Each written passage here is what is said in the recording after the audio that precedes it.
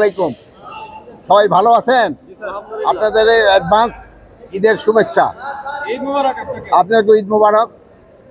তা আমিও যা দেখলাম আপনারা একই জিনিস দেখছেন।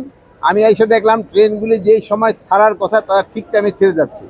কোনো ট্রেনেই কোথাও কোনো লেট হচ্ছে না, ঠিক টাইমে মোটামুটি ছেড়ে যাচ্ছে। আর 2 নম্বরে এখানে কোনো কালোবাজারি এবার হচ্ছে না। আমি অনেক যাত্রীর সাথে আপনাকে সামনে জিজ্ঞেস করছি, আমি এখানে কোনো ধরনের কালোবাজারি হচ্ছে না এবং টিকিট পেতেও কারো কোনো ধরনের সমস্যা হচ্ছে না। তবে আপনারা জানেন যে এখানে 25% প্যাসেঞ্জারে কিন্তু স্ট্যান্ডিং দেওয়া হয়, স্ট্যান্ডিং টিকিট দেয়। এখানে এইবারও এই 25% স্ট্যান্ডিংই দেওয়া হয়েছে। এই জন্য অনেক সময় মনে হয় যে স্ট্যান্ডিং প্যাসেঞ্জার কেন, কিন্তু এটা তো সরকারের টিকিট দেওয়া, যেহেতু ঈদের সময় তো সবাই নেওয়ার জন্য স্ট্যান্ডিং প্যাসেঞ্জারটা দেওয়া হয়েছে। তা আমি বলবো যে আমি খুবই খুশি যে খুব ভালোভাবেই হচ্ছে। আমার মনে হয় আপনারও খুশি, যে এইবার যে যাত্রাটা ভালো হচ্ছে। মাননীয় উপদেষ্টা, আজকে আমরা দেখলাম যে স্ট্যান্ডিং টিকিটের যাত্রীরা তারা যাত্রীরা ছাদে করে হচ্ছে গিয়েছে। আমরা এখান থেকে ছাদে কিন্তু উঠা নিষেধ, আমরা চেষ্টা করে ছাদে যেন কেউ না ওঠে। এই ক্ষেত্রে আপনিও জনগণকে সচেতন করতে হবে। অনেক সময় দেখবেন যে লাস্ট মুহূর্তে যে লাভ দিয়ে উঠে যায়, সেরকম তো ধরেন কাউরে টানিয়ে নামাইতে গেলে আবার একটা অ্যাক্সিডেন্টের মতো হয়ে যায়।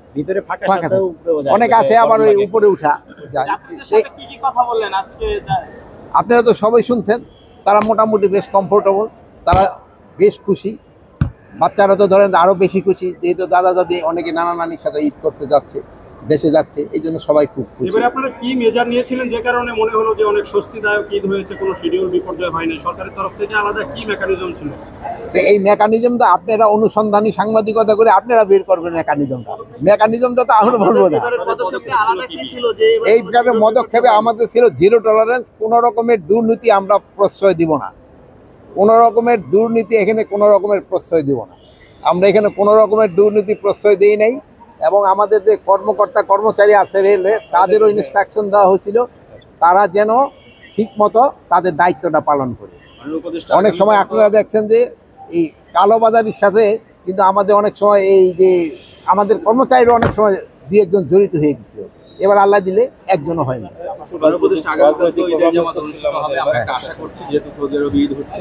সারা দেশের ঈদের জামাতে কোনো ধরনের জঙ্গি হামলা বা এই ধরনের কোনো আশঙ্কা আছে কিনা? না, কোনো ধরনের আল্লাহ দিলে আশঙ্কা নাই, কোনো ধরনের আশঙ্কা নাই। জনগণ খুবই সচেতন, আপনারও খুবই সচেতন। মানে কোনো ধরনের যেন কোনো রকমের অঘটন না ঘটে, এই জন্য জনগণও যেরকম সচেতন, আপনারও এরকম সচেতন, আমাদের বাহিনী ওইরকমভাবে সচেতন আছে।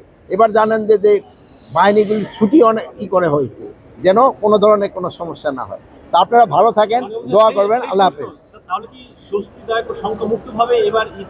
অবশ্যই জনগণ যেন স্বস্তিভাবে শঙ্কামুক্তভাবে ঈদ পালন করতে পারে, এই দোয়াই করি আল্লাহর কাছে।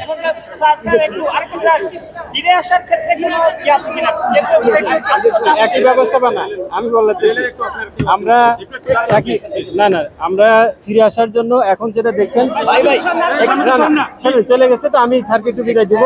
বলি যে ফিরে আসার জন্য আমাদের একই ধরনের ব্যবস্থাপনা আছে। আশা করি যারা বাড়ি গেছেন তারা স্বস্তিতে আবার ফিরতে পারবে। একটা প্রশ্ন, আচ্ছা আপনি আজকের বিষয়টা বলেন, আজকে টোটাল বিষয়টা বলেন। আজকে আমরা দেখেছি যে আসলে গতকাল সন্ধ্যা থেকে যাত্রী চাপ একটু তুলনামূলকভাবে একটু বেশি। তো আমাদের একটা ট্রেনে একটু সমস্যা হয়ে গেছিলো, অতিরিক্ত যাত্রী এটা উঠেছিল, এটা লালমনি এক্সপ্রেসে। আমাদের এটাকে একটু বিলম্ব হয়েছে, আর বাকি সমস্ত ট্রেনগুলো চলেছে। আজকে সকাল থেকে যে ট্রেনগুলো চলছে, আমরা যে সমস্ত যাত্রী ছাদে উঠছে তাদেরকে আমরা নামিয়ে দিছি এবং নামায় তাদেরকে টিকিট করাইয়ে তারপরে আমরা ট্রেনের ভিতরে তাদেরকে দিচ্ছি, তারা নিরাপদে যেতে পারে, কোনো অ্যাক্সিডেন্ট না হয়। এবারে কোনো শিডিউল বিপর্যয় হলো না। আমরা দেখলাম যে কিছুদিন আগে যমুনা রেল সেতু আলাদা চালু হয়েছে, পদ্মা রেল সেতু চালু হয়েছে। এটি কি বড় ভূমিকা রেখেছে যে শিডিউল বিপর্যয় অন্যান্য বছরে যেরকম রোধ করার ক্ষেত্রে একটা বড় ভূমিকা রাখছে কিনা? এটাও একটা অন্যতম একটা কারণ ছিল যে যমুনা ব্রিজে আমাদের অতিরিক্ত টাইম যেটা লাগতো সেই টাইমটা এবার সেভ হয়েছে। যাতায়াতের কমপক্ষে আধা ঘন্টা টাইম আমাদেরকে রাউন্ড ট্রিপেটা আমাদের সেভ হয়েছে। এছাড়া আরেকটা যেটা সুবিধা ছিল যে আমাদের পদ্মা রেলিং চালু হয়েছে, কিছু ট্রেন আমরা পদ্মার মাওয়া হয়ে দিক দিয়ে ট্রেন চলাচল করছে। আর একটা হচ্ছে যে আমরা এই বছর আমরা বিশেষ কিছু ট্রেন দেওয়া হয়েছিল, যে কিছু পলিটিক্যাল বিবেচনা, সেই ট্রেনগুলো আমরা এবার দেই নি, কারণ ওই সমস্ত ট্রেনে আসলে তেমন কোনো প্যাসেঞ্জার হয় না। অযথা আমাদেরকে এই এক্সট্রা কোচ, এক্সট্রা ইঞ্জিন আমাদেরকে দিতে হয়েছিল।